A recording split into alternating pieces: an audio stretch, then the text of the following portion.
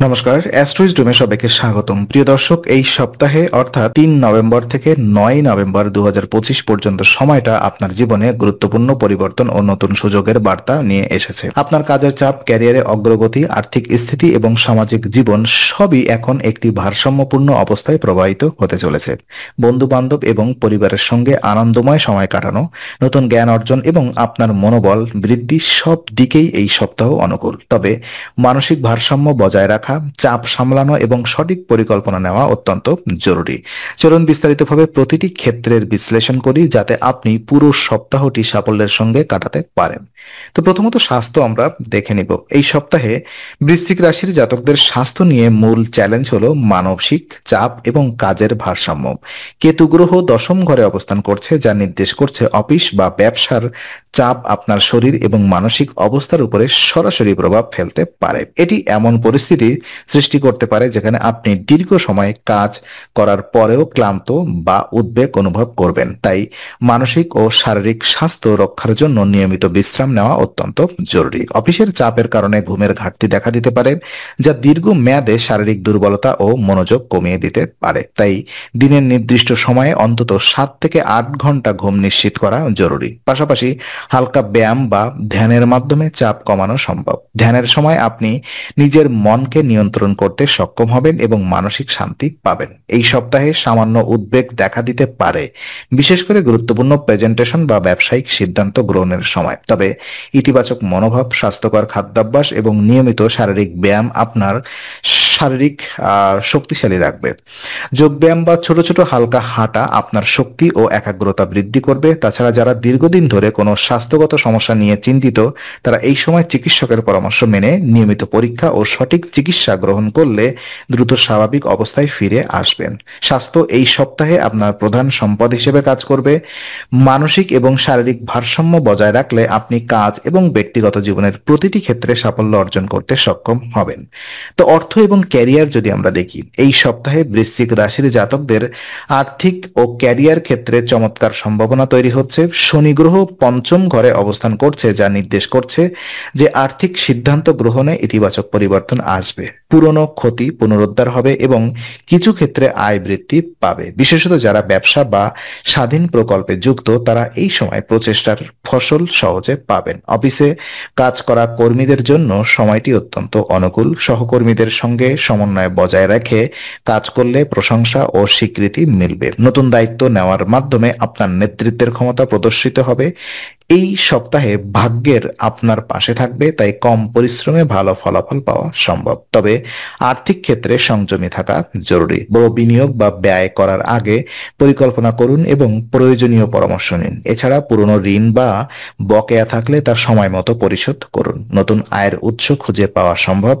আত্মীয় বা বন্ধুরা যদি আর্থিক সহায়তা চায়, তবে বুঝে সিদ্ধান্ত নেওয়া ভালো। আপনার ক্যারিয়ারে অগ্রগতি আশা করা যায়। বিদেশি সংস্থা, নতুন প্রজেক্ট বা উচ্চ পদে পদোন্নতির সম্ভাবনাও বৃদ্ধি পাবে। আপনি নতুন দক্ষতা শিখতে পারবেন, যা ভবিষ্যতে আরো বড় সুযোগের দরজা খুলে দেবে। এই সপ্তাহে অর্থ ও কর্মক্ষেত্রে সাফল্য অর্জনের জন্য ধৈর্য, পরিকল্পনা ও নিখুঁত সময় ব্যবস্থাপনা অপরিহার্য। সঠিক মনোভাব ও প্রস্তুতি থাকলে আপনি আর্থিক স্থিতি, ক্যারিয়ারে নতুন উচ্চতায় পৌঁছাতে পারবেন। সামাজিক এবং পারিবারিক জীবন যদি আমরা দেখি, সামাজিক এবং পারিবারিক ক্ষেত্রে এই সপ্তাহটি বৃশ্চিক রাশির জাতকদের জন্য সুখকর হবে। বন্ধুদের সঙ্গে আনন্দ ঘন সময় কাটানো সম্ভব হবে। কেউ আপনার জন্য ছোট কোনো সারপ্রাইজ বা পরিকল্পনা করতে পারেন, যা আপনার মন প্রফুল্ল করবে। এমনকি বাইরে ভ্রমণ বা সংক্ষিপ্ত আনন্দদায়ক সফরও ঘটতে পারে, যা বন্ধুত্ব ও সম্পর্ককে আরো দৃঢ় করবে। পরিবারের সঙ্গে সম্পর্ক উষ্ণ থাকবে। পরিবারের সদস্যদের সঙ্গে সময় কাটানো, ছোট বড় কাজের সমন্বয় এবং মানসিক সমর্থন আপনাকে আনন্দ দেবে। গৃহস্থলী দায়িত্ব পালন বা পরামর্শ নেওয়ার সম্পর্ক আরো মজবুত হবে।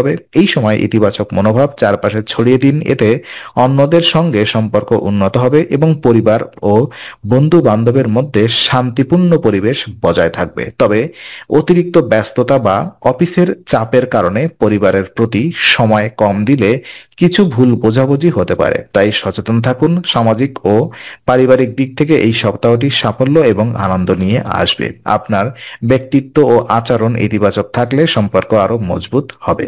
শিক্ষা এবং ব্যক্তিগত উন্নতি কেমন হবে? তো শিক্ষার্থীদের জন্য এই সপ্তাহটি বিশেষভাবে শুভ। যারা পড়াশোনা, প্রশিক্ষণ বা নতুন দক্ষতা অর্জনে মনোযোগী তারা ভালো ফলাফল পাবেন। ইন্টারনেট এবং আধুনিক প্রযুক্তি ব্যবহার করে শিক্ষার্থীরা জ্ঞান বৃদ্ধি করতে সক্ষম হবেন। বিশেষ করে যেসব ছাত্র অনলাইনে কোর্স বা প্রতিযোগিতামূলক পরীক্ষার প্রস্তুতি নিচ্ছেন তাদের জন্য সময়টি অত্যন্ত উপযোগী। নতুন বিষয় শেখার আগ্রহ বা একাগ্রতা বৃদ্ধি পাবে। যারা দীর্ঘদিন ধরে কোনো জটিল বিষয় বুঝতে পারছিলেন তারা সহজে বিষয়গুলো আয়ত্ত করতে সক্ষম হবেন। আত্মবিশ্বাস বাড়ার কারণে শিক্ষার্থীরা নতুন চ্যালেঞ্জ গ্রহণ করতে পারবেন।